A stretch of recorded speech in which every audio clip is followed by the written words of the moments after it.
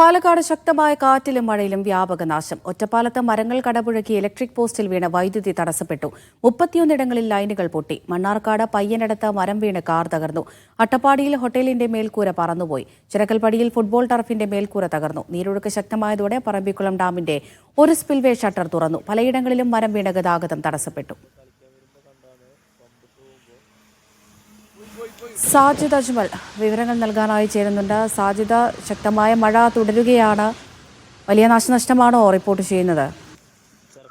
അമൃത, മഴയ്ക്കൊപ്പം അതിശക്തമായ കാറ്റാണ് ഈ പാലക്കാട് ജില്ലയുടെ വിവിധ ഭാഗങ്ങളിൽ ഇന്ന് വൈകുന്നേരത്തോടു കൂടി ഉണ്ടായത്. ഇതിൽ വ്യാപക നാശനഷ്ടമാണ് ഉണ്ടായത്.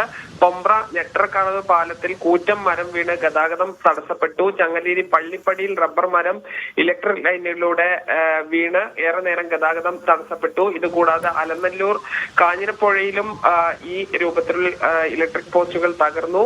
ശക്തമായ കാറ്റിൽ കോങ്ങാട് ഒരു വീടിന്റെ ചില്ലുകൾ തകർന്നു.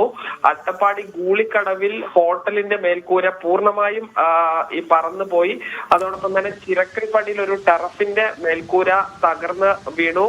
ഒറ്റപ്പാലത്താണ് ഈ ഇലക്ട്രിക് പോസ്റ്റുകൾ വ്യാപകമായി വീണത്. 22 വൈദ്യുതി പോസ്റ്റുകൾ വീഴുകയും 31 ഇടങ്ങളിൽ ലൈനുകൾ പൊട്ടി വീഴുകയും ചെയ്തു. ആലത്തൂർ വെങ്ങന്നൂരിലും വ്യാപകമായി മരം വീഴുകയും ഇലക്ട്രിക് പോസ്റ്റുകൾ തകരുകയും ചെയ്തിട്ടുണ്ട്. ഈ മണ്ണാർക്കാട് പയ്യനടുത്ത് കാറിന് മുകളിലൂടെ മരം വീണ് നാശനഷ്ടം ഉണ്ടായി. അതോടൊപ്പം തന്നെ ഈ മറ്റ് സ്ഥലങ്ങളിലും ഈ കാറ്റ് മുഖാന്തരം വലിയ തോതിലുള്ള നാശനഷ്ടങ്ങൾ ഉണ്ടായിട്ടുണ്ട്. വലിയ കാറ്റാണ് വീശിയത്. ഈ മഴ ശക്തമായ പശ്ചാത്തലത്തിൽ പറമ്പിക്കുളം ഡാമിന്റെ ഷട്ടറുകൾ ഉയർത്തിയിട്ടുണ്ട്. ശരി.